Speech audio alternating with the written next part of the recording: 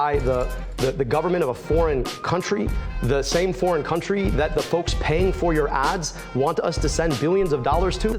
Let's go. That is it right there. Haley Stevens, AIPAC funneled money, and the Israel lobby that funds Haley Stevens' campaign and wants her elected is directly connected to the issues of affordability here in the United States.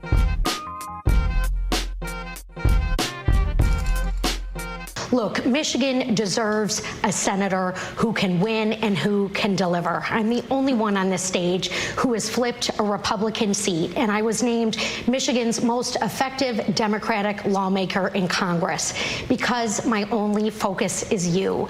Abdul is running for celebrity. Republicans are propping up his campaign. And Mike Rogers just the other day said in a secret phone call. It's weird for her to say that Republicans are propping up his campaign. Republicans may be highlighting some of the things that Dr. Abdul al-Sayed is saying and pointing to how unbelievably radical they quote unquote are. But it's actually funny because a lot of the things that they would assign as being radical are actually now pretty mainstream within the Democratic Party base. Take the idea that Israel's committing a genocide. Over 70% of Democratic voters believe that. I think majority of Democratic voters even support arresting Netanyahu if he were to come here to the United States. And then also take ICE, for example. The abolition of ICE is now a position held by a majority of Democratic Party voters. So yeah, I mean, the Republicans are always going to do this, but Republicans are like, you can't placate to their sensibilities because no matter what, they will assign you as being some radical, extreme, authoritarian communist, even if you're, a fucking centrist lib like Obama. Why, she kind of sounded like Jennifer Coolidge, with respect. She is like doing this extremely weird, I guess, accent where she's trying to overemphasize like a rural Michigan accent. Listen, I've never been to Michigan. I can guarantee that's like a very fringe sort of way of speaking, though, and it comes across as unbelievably cringe. I'm pretty sure Abdul al-Sayed's campaign has pointed this out, but it's obviously fucking weird. Paul, that he makes it easier for him to win, that he's the one he wants to run against. Look, this isn't about the DC or New York influencer crowd. This is about putting Michigan first, and I've got the receipts to do that, which is why Governor Whitmer... Okay, the Jennifer Coolidge comparison is actually very on point. She's like, Michigan, I got the dollars to do that. Let me just say this, that the only thing that ever motivates my work is the people of Michigan, the people who I hear from. My opponent is on these big podcasts. He's running a podcast himself. These folks are making fun of the way I sound, but yet I sound like the people who need help, who are See, that to me reveals like it is a fake accent. She's like, they're making fun of how I sound, but I just sound, just like you Michiganders there at home. You Michiganders at home, you sound just like me, and I know you need the help. I apologize if I'm doing a terrible job at mimicking it, but I think I'm doing an okay job. But, right, it doesn't sound like that. She's like, look, they're making fun of our accent. Our accent is being made fun of by people like this, but I talk just like you. Like, no, you don't. You for sure do not talk like this. That is insane. Talking to me about what they need Congresswoman, done. that was a follow-up to ask the direct question, whether you're taking money from utilities or not. No. The answer is no. Thank you. Dr. El-Sayed, I'm asking you the same question. Any money from anyone that we don't know about? No and never, but then $40,000 in direct receipts to her campaign from DTE's corporate PAC. And then there's, Center for Democratic Priorities, which released its funders, but then they're behind these shell organizations, these 501c4s. So I'd really like to revisit that question because I don't know how to explain $40,000 directly to her campaign from DTE. I'm the only candidate in this race who's never touched a dime of corporate PAC money. About AIPAC money, more than $46 million has been spent on AIPAC spending to back your campaign. A lot of people wonder if that is something where you're going to do their bidding should you win this seat. Is that something people should be concerned about? And if not, why not? Absolutely not, Roop. Look, I have been very clear, consistent, and transparent, and I have continued to be. I want to see long-term peace. I want to see a two-state solution. Just regurgitation of the same fucking talking points I've heard a million times from any sort of Democrat. It's so obvious that she's evading it. And like, what exactly is she saying of substance? Well, I just want them to live side by side in peace, and I want a two-state solution, you know? I am deeply proud to represent one of the largest Jewish populations in a congressional district in the country. This is a community that... Notice how it's always the Zionists. It's always like neo-Nazis and Zionists. Those are the two groups that consistently conflate Judaism and Israel, right? Nobody asked you about, Jewish communities.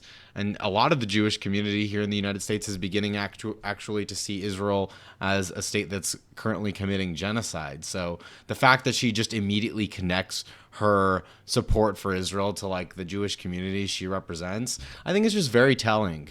Have grieved alongside, that I've mourned alongside, and have fought to bring the hostages home. And I'm still working to get... Okay, the hostages are home. Israel currently occupies the Gaza Strip and is currently still bombing the Gaza Strip. Oh my God, wait a minute.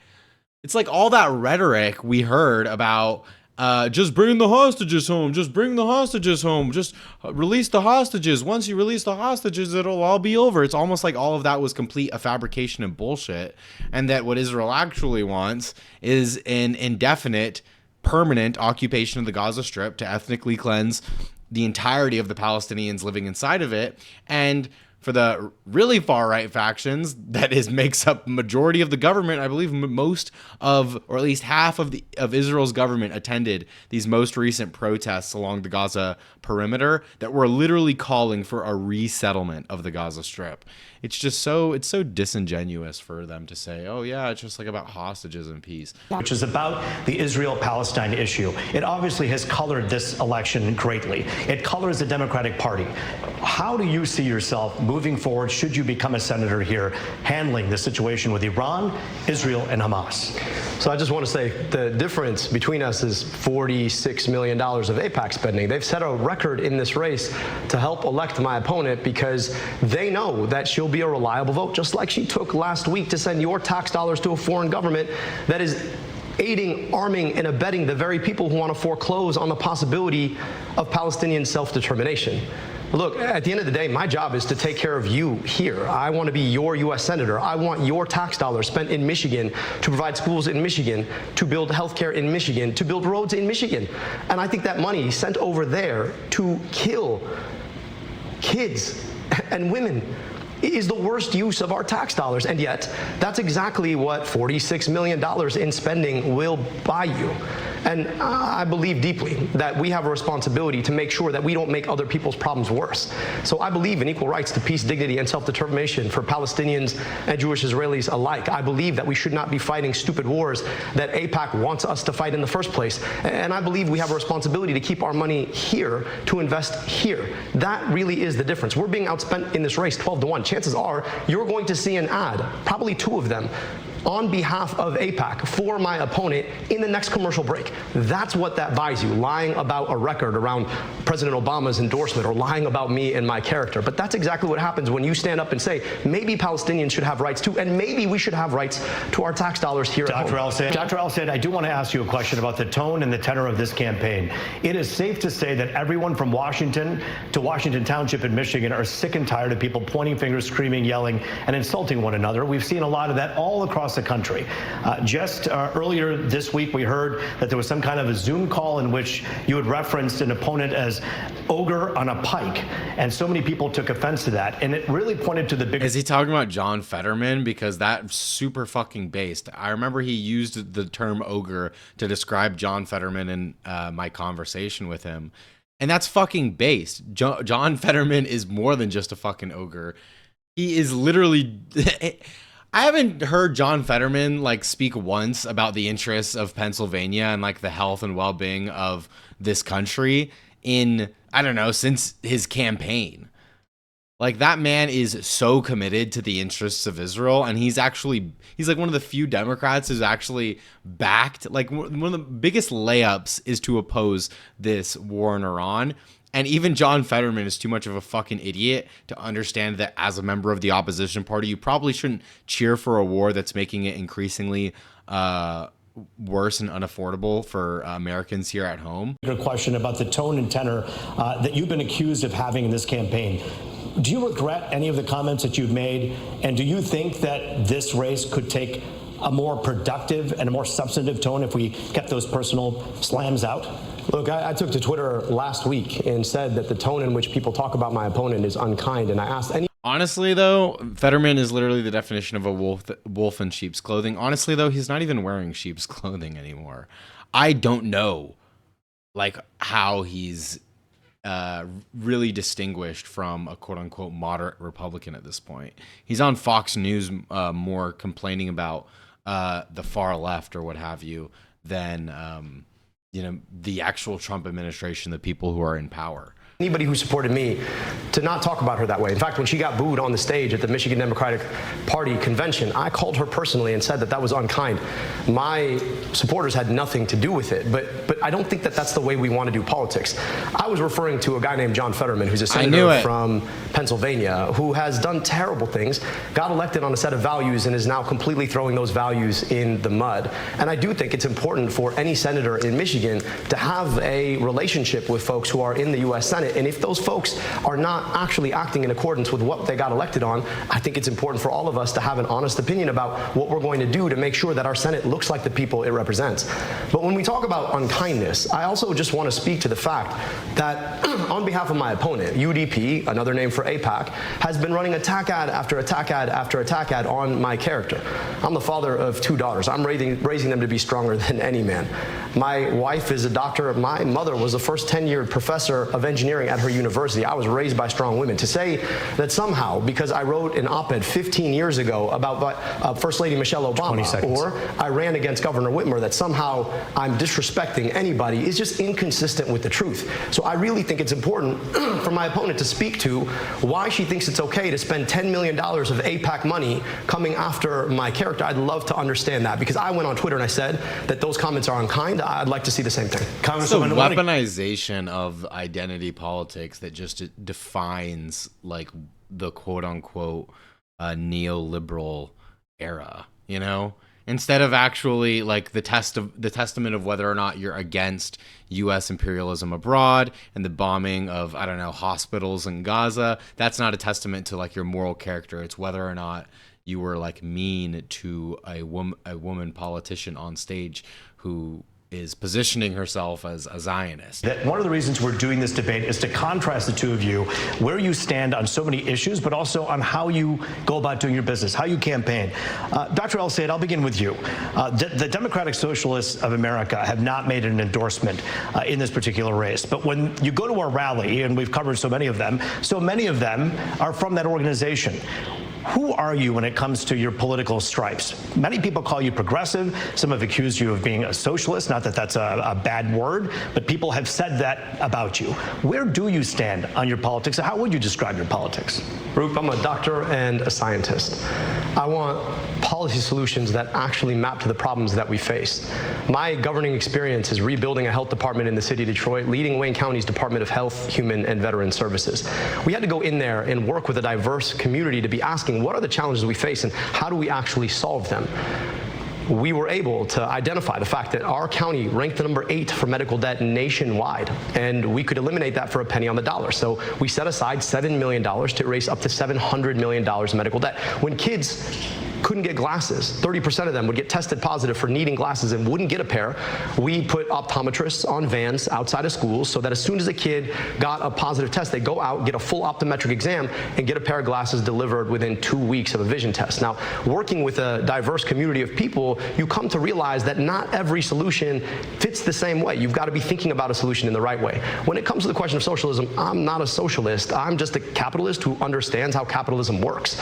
And you know, That's fine. I think one thing to note is I think that's actually evidence that a lot of like socialist organizers and people who care very deeply about this sort of stuff aren't the same sort of purity testers online that many people characterize the average leftist or socialist to be. Because here you have Abdul El-Sayed, who does not have a DSA endorsement, granted. And part of that is because he does espouse himself to be positioned as a capitalist, a social democrat, effectively, right? Somebody who believes in strong regulation, a robust social safety net, etc. But nonetheless, he is still backed by like the very DSA types who back, the DSA as an organization or members of DSA. People are very excited about his campaign in Michigan, despite him saying that he is a capitalist, because functionally, at least in the immediate sense, he aligns with the sorts of progressive values that DSA would endorse. And so I'm pretty sure, I would imagine, we could actually look this up later, but I would imagine he is at least recommended by DSA. So sometimes DSA won't do full-on endorsements, but they will do recommendations. So I believe, like, for example, in the mayoral race here in Los Angeles, they recommended Nithya Raman, and part of that was a calculation based on her likelihood to beat Karen Bass in a general and her likelihood to surpass the threshold during the jungle primary. Even though someone like Ray Huang was further to the left, it was too disputed as to whether or not to give Nithya an endorsement, but they were more willing to give a recommendation. So I would not be surprised whatsoever if, although DSA hasn't technically endorsed Abdul El-Sayed, they probably are recommending him. The biggest threat to capitalism was never the idea of government regulation. It was always monopoly. I want you to think about the stuff that you have to buy, whether it's your groceries and the number of stores you can go to, or it's buying a flight to see your grandmother, or it's picking a phone or a phone provider. You have like 2 or 3 options, and that shouldn't be legal, but that's the way our economy works right now. So I think government ought to be there to regulate on monopolies and oligopolies so that everybody can actually participate in an economy without having to be forced to pay more or get paid less for the work they do. We have a lot of text messages. This bat phone's been blowing up when it takes some of your questions. The debate continues on our streaming platform, Fox Local. Here's what you do. Scan the QR code on the right of your screen. Go right to Fox 2 Detroit. More under attack. Skipping ahead. All right. And the QR code on your screen, or team in the control room. They're monitoring all these texts. Yours could be asked next. We'll also hear from our studio audience as well. And so we begin with this text message with Dr. Abdul El-Sayed and also Congresswoman Haley Stevens. How will you bring back manufacturing jobs and secure longevity for the big 3? Congresswoman, you had a chance to address this earlier. We're going to begin with Dr. El-Sayed on what he plans to do when it comes to manufacturing jobs and securing the big 3. Well, I'm grateful for the endorsement of the UAW. And they endorse me because they understand that a pathway forward to bring back the manufacturing that we lost because of terrible policies like USMCA, voted on by my friend here. Oh, yeah, you can brag about the CHIPS Act. You can brag about, the Inflation Reduction Act. But if you voted for these trade policies that effectively shipped, Michigan manufacturing jobs overseas, it's an indictment on you. Is to make sure that we are thoughtful about actually regulating the way that corporations and the top of corporations make decisions. Number one, I think we need to ban stock buybacks. This is this process by which corporations will literally buy their own stock to artificially raise their stock price, taking money away from the future of R&D and the workers themselves. Number two, I actually think that there's a pathway, unlike the stupid tariffs of Donald Trump, which is around-the-clock tariffs for everyone. I think that there's a place for targeted tariffs. If you think about free trade like cancer, I think we need some chemo. And the way that would work is that they were transparent, specific, directed to particular product lines. And then number three, I think we need to massively invest in continuing to be the best place to make an internal combustion engine in the world, and also to invest in EVs and EV infrastructure. And I want to talk about what I mean by that. I don't believe in a mandate, but what I do believe is that you should be able to buy a $25,000, 300-mile range car brought to you by the big three. Why? Because that's the way that we're going to be able to create a product line that can compete all over the world with the kinds of cars that China is now manufacturing and eating our lunch on. But that means we have to invest in workers, and that really is the most important piece here. The UAW has built the American automotive industry. We need to be invested in them. We need to make sure that we continue to have the best manufacturing and engineering talent in the world. And that means ending the restriction that we've seen, and it means investing in our workers again. Again, we have an opportunity to continue to lead if we're willing to actually think past the ridiculousness of the Trump administration into what the future can be and into how we continue to invest in workers, engineers, and a product line be fit for the future. Congresswoman, I know you have a lot of notes and a lot in your mind and heart about manufacturing, but does it disturb you at all that the UAW put their endorsement to Abdul when you've done all this stuff for manufacturing that you've talked about? Look, I am so deeply proud to have a longstanding relationship with retirees and UAW members and to have 17 labor endorsements in this race by a long shot. And I'm also very proud to have receipts and plans. And I'll show you where I'm leading the charge. Costs are killing us in our manufacturing sector. All right, the trade war with Canada has sold us out. There are 1,000 Cleveland Cliffs workers, mostly in downriver, that are out of work right now.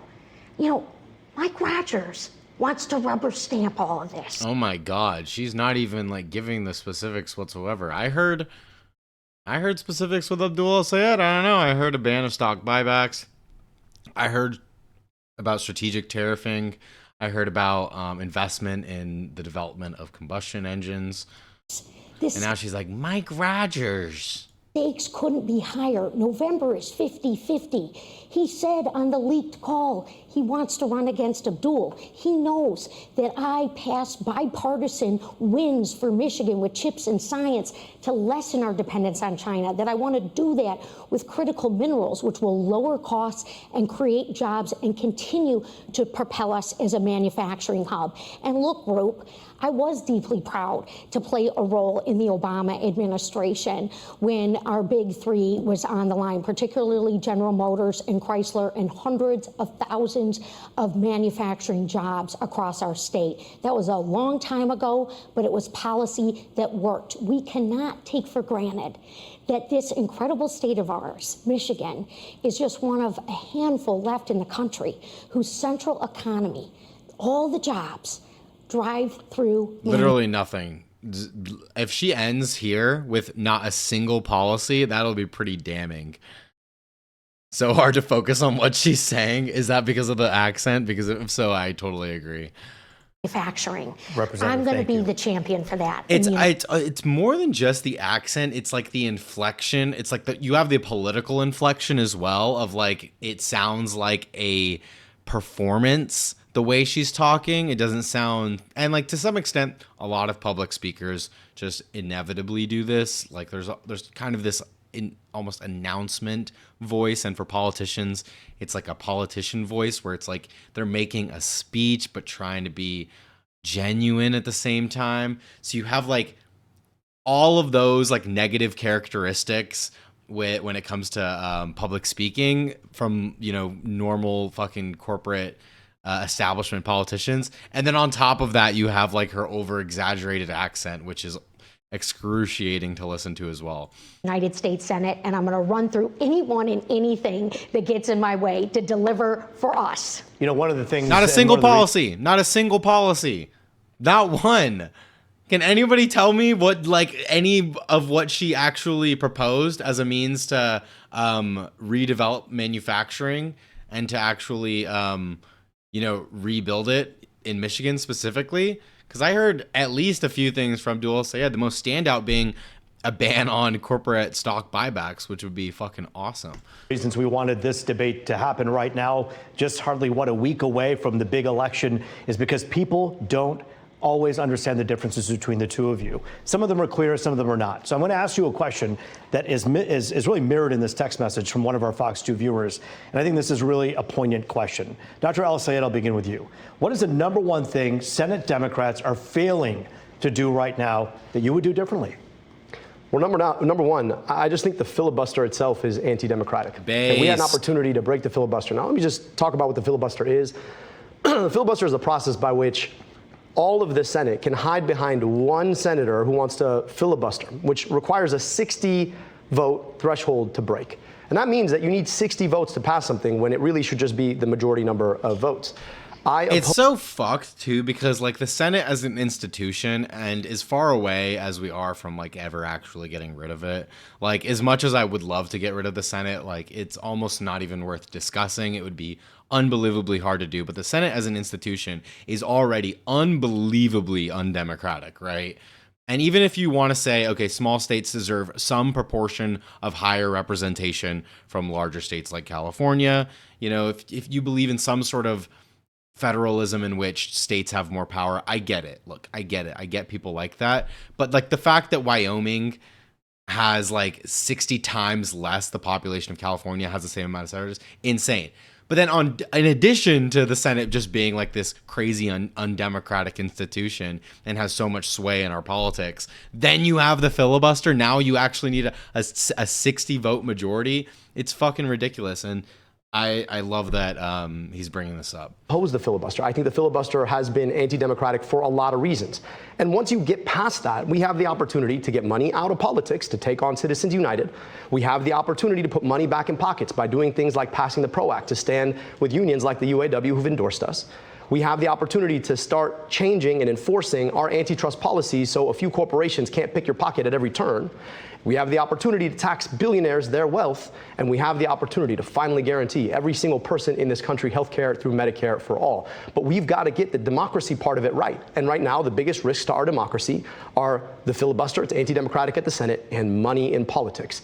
The attack ads that you've seen, probably in the last commercial break itself, that change our political system. When you ask $60 million to come into a race for you and then say that somehow you're electable, I think you don't quite understand what electability means. If you need a $60 million crutch, you probably can't be elected on your own terms. So I would just say that you should probably, if you really want to beat Mike Rogers, find the candidate who is electable without having to ask for a $60 million crutch to do it.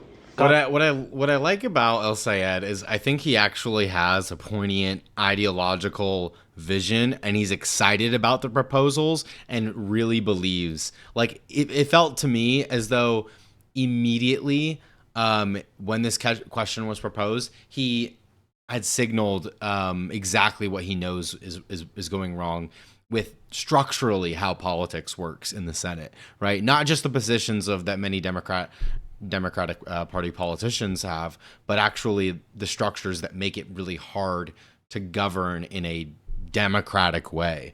Congresswoman? Well, look, you talk about the senators who've come in here from the coast to campaign alongside Abdul. And I think one of the things they are really missing is what we need here in Michigan. You know, an understanding of what makes our state tick. You know, go and visit a small business. Go and talk to a Black-owned business. You know, I know it's great to host rallies and have these fun events, but everywhere I have gone in Michigan, I have taken the time to visit a minority-owned business. I want to see my bill that would take an investment capital. Is she answering the question? I can't tell. Can someone help me out? Well, I do want to ask you both about contrasting something that I think is really important right now. When we talk about ICE, this is something that obviously has seemed to kind of calm down a bit, but it's still fundamentally important to everyone who's watching right now. Congresswoman Stevens, where do you stand on ICE and the funding for ICE and where things should be going? Well, I am leading the charge in the Congress right now to redirect $70 billion of your tax money, Michiganders' taxpayer money, that went to ICE at the expense of your health care, at the expense of food benefits. She's like, I believe in ICE, but like ICE under the Biden administration, right? I believe in ICE, just a little bit less funding than where it is now. That's the kind of ICE she has. She's like, your taxpayers, you're paying a little bit more for ICE than you should be paying. I think you should pay a little bit less for ICE, but still have ICE. All things that I am hearing from Michiganders where they are experiencing pain points. We've got to redirect that $70 billion back into communities. I called for Kristi Noem to go. She was fired. But guess what? No reforms. Not a penny more for this rogue agency that is wreaking havoc. Look, If it's a rogue agency wreaking havoc, why do you not believe in abolition? If it's rogue, if it's so, like, outside the auspice of governance for the federal government, why do you still believe in it as an institution?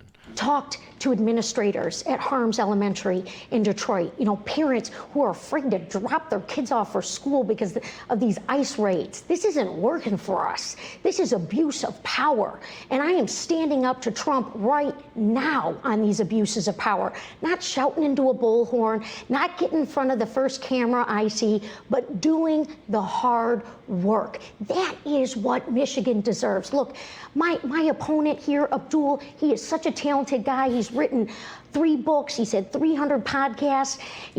He's had all this attention. But the deal is we don't need a celebrity candidate. We don't need a celebrity senator. We need somebody who is committed to 6 years of... He's kind of mocking her, to be honest. hard, unglamorous work that's going to stand up to this junk that is wreaking havoc and causing chaos right before our very eyes. It's unacceptable. All right, Congresswoman, thank you. Dr. El-Sayed, you heard Congresswoman Stevens there say, essentially, strip away some of the funding for ICE. Is that not good enough? Well, she's also voted to raise ICE funding 4 times. That's the part that you didn't hear. 4 times voted to raise ICE funding, voted to thank ICE, in fact. So this is the same kind of DC hypocrisy, I hate to say it, that we often see. Say one thing in front of a camera, do another thing. I said that we need to abolish ICE. ICE is not about immigration. ICE is not about the southern border. We can have a safe and secure southern border. We can also enforce immigration policy. But ICE is not about... Which is, by the way, the most Democratic Party voters now believe in this. I believe it was like over 77% of Democratic Party voters believe in a complete abolition of ICE. Abolition of ICE in America is more popular than keeping it. I believe it's like 49 to 50% believes in abolition, and then like a certain percentage just doesn't know, and then an even less percentage believes in keeping the institution. When assessing those 3 options, abolition is more popular and more important, but more popular than reform. About that. ICE is about normalizing paramilitary force on our streets. But it's funny because like the way the media talks about someone like Dr. Abdul El-Sayed's positions, you would think that he's a fringe member of the party. But again, like cutting off aid to Israel, saying it's a genocide, saying we need to abolish ICE, like getting rid of the filibuster, a lot of these things, if you actually poll Democratic Party voters, these are like the vast majority of Democratic Party voters, like where they currently stand today. And so I think there's going to be a reckoning with this next midterm election. And I hope, it's a bellwether for what's to come later on. And I just want to push back on the idea that it's calmed down. I mean, I was just in Genesee County this weekend, and you had raids in Saginaw. People are scared to death, and we've got a congresswoman who tells you that she's against ICE, has voted to raise ICE funding, voted to thank ICE, called the people who work in ICE, very fine public servants and other things when she went and visited herself. So I'm just saying that I do the thing that I say I'm going to do. I don't think ICE needs to exist. For the better part of our country's history, we did not have an ICE, and I think we can do a much better job when it comes to immigration without one. And here's the last thing I just want to say about this. When it comes to the question of immigration, we need Democrats who are going to stand up and actually talk about the great good that immigration has done for our country in the first place. The idea that somehow we can't say abolish ICE because we're so afraid of what they're going to say when we've seen ICE terrorize people in our streets, to me, is exactly the kind of cowardice that we don't need from Democrats. So yeah, I'm going to take the bullhorn, and I'm going to say that I think we need to abolish ICE because I am not afraid of what they're going to say about me. Doctor, I do want to follow up, though, with both of you.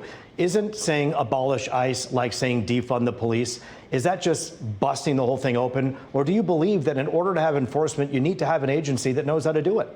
Yeah, well, I just also ran government agencies. And I know that when a culture of impunity sets into a government agency, it becomes almost impossible to take out. And so I think the agency as it exists does not need to exist. That's not to say that we are not going to keep our streets secure. That's not to say that we're not going to enforce immigration policy. That's not to say we shouldn't have a safe, secure southern border. How do you do it? The same way we did it for most of our history, Roop. For most of our history, we didn't have ICE. We had INS. And they were targeted. They obeyed the laws of this land. They didn't terrorize people in places like preschools and parking lots. They didn't run up in schools and churches. They understood that their job, yes, was to enforce immigration policy, but they did it under the protection of the Constitution itself. And that's what we're losing here. You've got ICE agents who do not understand that the central law of this country is the Constitution itself. ICE has become a tyrannical agency, and I think there is no way to get past that except for to undo the agency and then build from scratch. What Haley Stevens will say is like, yeah, I agree it's a rogue agency, like she hinted earlier. I just think that we still need it to get the criminals, even though most of what they do isn't even go after the criminals. But Congresswoman, you have been on video saying on social media before about the fine people of ICE. Do you feel differently about that? Do you believe that both can be true, that there needs to be very fine people at both sides, you know? That's what she wants to say about Alex Peretti and Renee Good. Well, there were very fine people on both sides. There were the ICE officers, Customs and Border Patrol, and then there were the Americans who died at the guns of those agencies. Very fine people on both sides. Be reformed, but there are good people working with ICE. Roop, let me just be very clear. Complaints and slogans aren't solutions, all right? I went up to an ICE detention facility to call out and see why people were losing their lives, why they were being held for long periods of time without due process. This has been an outrage. And look, a lot of you remember Abdul from when he first ran for governor in 2018. It didn't work out. The pivot is to be studied with this woman. Like, what is she on about? I have not heard her actually address the questions or topic like once in this entire debate. It's insane. The question was about ICE and whether or not abolition is actually, a viable and legitimate solution, and why exactly do you continue to back this agency that you yourself describe as being a rogue agency, that you yourself acknowledge has been killing Americans and even terrorizing undocumented immigrants without a criminal record. The moment she begins speaking about it, she's like, well, I visited, the detention centers, and it is an outrage. But anyway, Abdul El-Sayed, he had a podcast. I think that's about what she's about to talk about right now. He had a podcast, and he ran for Michigan governor and didn't win. And he's a radical lefty. So he started the podcast, he wrote the books, and now he's running So insane. for Senate. And he's already bought the website for president. It's just another rung on the ladder. That's not what this... Complaints and slogans aren't solutions. Exactly. But Abdul El-Sayed's complaints and slogans are to get him elected so that we can have the kinds of solutions that he's advocating for. One of which includes the abolition of ICE. The abolition of ICE isn't just a slogan. It's what the majority of the Democratic Party voters want in this country. So, sorry, not your party anymore, Miss Haley Stevens. This job is for me. That's not why I'm putting up my hand in this moment. It's not about celebrity. This is about making sure that Mike Rogers doesn't get anywhere close to this seat. I'm the only one on this stage who has beat MAGA 4 times and delivered repeatedly for this state and for our values, for our rights and our freedoms. And I promise you, Michigan, I will make us shine. Dr. El-Sayed, there are people watching this right now, and every time they hear this podcast business, they're scratching their heads. They're putting food on the table, gas in the tank. They're curious to know what that's about. Have you made a ton of money because of podcasts? Yeah, I don't know. I told all the viewers at the outset that while my opponent was going to make this about me and her, I want to make this about you. Somehow she just really, you can listen to the podcast. It's there. Congresswoman, if you enjoy podcasts about public health, I welcome you to take a listen. You seem very concerned about that. I'm more concerned about the fact that people can't pay for their gas. They can't pay for their groceries. We're fighting a war that's cost us billions of dollars that has been pushed by the government of a foreign country, the same foreign country that the folks paying for your ads want us to send billions of dollars to. And that's the thing. Let's go. That is it right there. Haley Stevens, AIPAC funneled money, and the Israel lobby that funds Haley Stevens' campaign and wants her elected is directly connected to the issues of affordability here in the United States. And I can't emphasize that enough. We need to stop just talking about, sending millions of dollars overseas and that money can be better spent here at home. That's like one small piece of the puzzle. It can be rhetorically effective, but it's not extraordinarily substantive. What we know, and what like Americans across the country feel and understand. They may not be extraordinarily interested in like geopolitics or what have you, but they have a few questions as to like, why the fuck are we in a war with Iran? A war that is costing all of us way more at the pump, way more at the grocery store. Like something that they can directly and tangibly point to as affecting the cost of living is something that we were pulled into by our alliance with Israel. And so by connecting the Israel issue to the affordability issue, it's a slam dunk argument. And it needs to be continuously made more because Americans get this one, with when it comes to affordability or when it comes to inflation. In the case of the Biden administration, it was very hard to point to bad guys because, we have like this supply shock and like the world recovering after COVID and all of these things. But this is one where it's like we can point to the reason as to why inflation is currently upticking, and it is this war in Iran. And I think more Americans understand than not that this war in Iran has been in large part because of our connection to Israel. That I think Michiganders really want to understand. They're not that worried about the fact that I hosted a podcast. They're worried about the fact that right now, for a lot of folks, their kids go to schools that are unbecoming of their future. They are worried about the fact that they can't gas up their car because it costs, $4.50 a gallon? They're worried about the fact that the same corporations who funded your campaign are raising rates on the things that they can't go without, like their power. So I'd really like us to focus on the things that actually matter, which have nothing to do with the podcast, have everything to do with the future of Michiganders that we would like to serve. Yeah, but it also is about transparency. And you have not released your full tax returns. $300,000 in other income while you sat in the podcast chair and you hawked junk healthcare cures that RFK Jr. would thumbs up. You talk about getting money out of politics and putting money in people's pockets, but still no one knows who's putting the money in your pocket.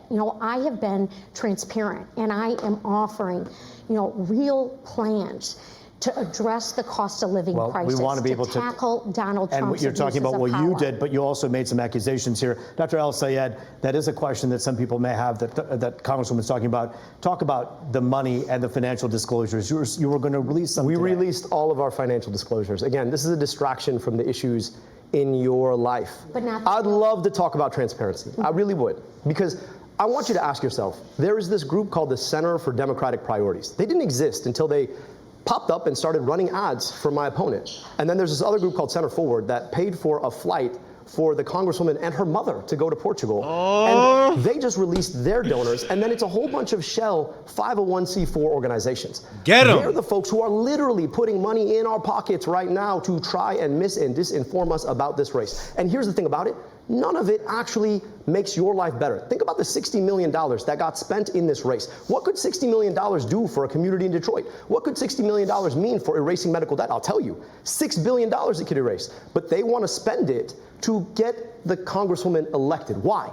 Because at the end of the day, they know that they're going to have a safe seat doing their bidding instead of yours. Every single dollar that DTE is spending is a down payment on knowing that they can raise your rates. Every single dollar that Blue Cross Blue Shield spends in this race is a down payment on raising your premium. All right. Every single dollar. Thank you, Dr. He's on a roll. God damn. Let's go. That is exactly what we want to hear. Yeah, these are like all the funders of Haley Stevens' campaign. It is a down payment, right? There's something called ROI, right? My man Abdul El-Sayed, the capitalist, knows what ROI is, right? And these corporations funding Haley Stevens' campaign, they're looking for a return on their fucking investment, okay? But too bad they ain't gonna get one, because we need El-Sayed to win.